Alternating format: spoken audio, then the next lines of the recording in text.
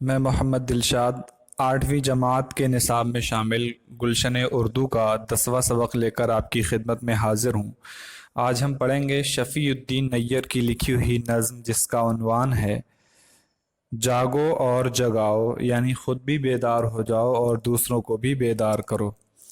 اس نظم میں انہوں نے کچھ چیزوں پر زور دیا ہے، جیسے غفلت سے باز آنا، یعنی لیزی پن نہیں رکھنا اپنے اندر، اور سستی سے باز آنا۔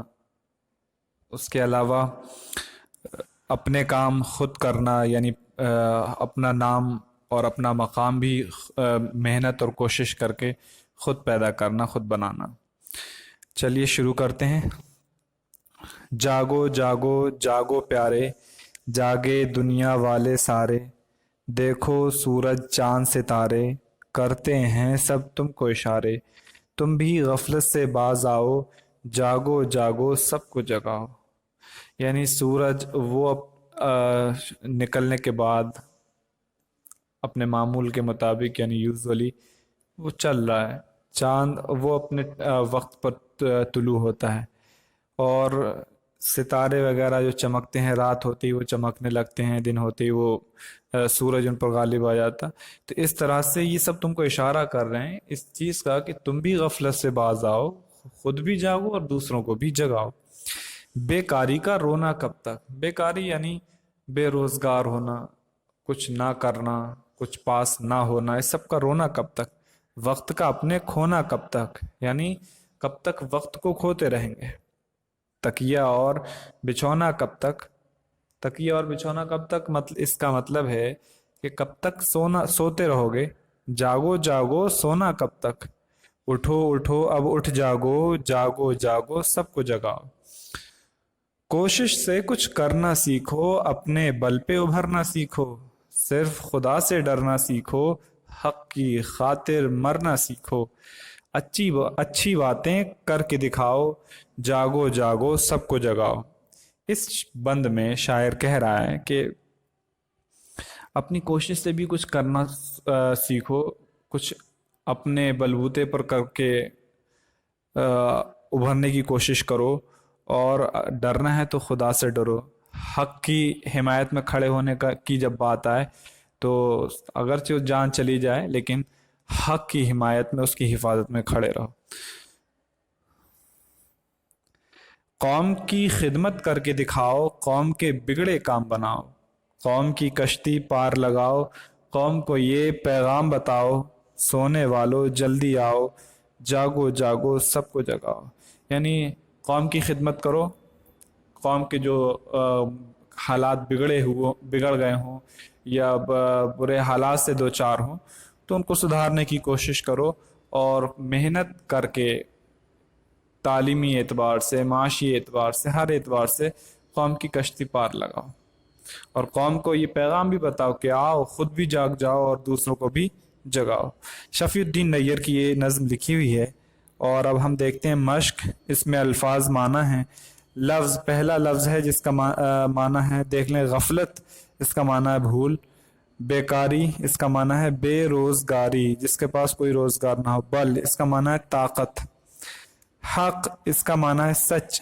خاطر، اس کا معنی ہے لیے، واسطے، تواضع۔ پیغام، اس کا معنی ہے پیام، اپنی بات دوسروں تک پہنچانا۔ نمبر 1، اب بتائیے، یہاں کوئی سوالات ہیں جن کے جوابات آپ کو دینا ہے۔ سورج چاند ستارے ہمیں کیا اشارہ کرتے ہیں؟ ہمیں کس سے ڈرنا چاہیے؟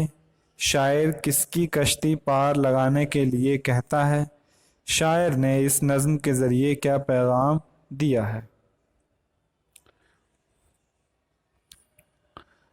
نمبر 2، الف مندرجہ ذیل الفاظ کے ہم قافیہ الفاظ لکھیے۔ ہم قافیہ، ہم کا معنی ہوتا ہے ایک جیسے، جیسے ہم شکل یعنی شکل میں ایک جیسے، ہم رنگ، رنگ میں ایک جیسے، ہم سفر، جو سفر میں شریک ہو، ہم درد، جو درد میں شریک ہوں۔ تو دیکھیں یہاں کچھ الفاظ ہیں جن کے قافیہ دیکھ لیں۔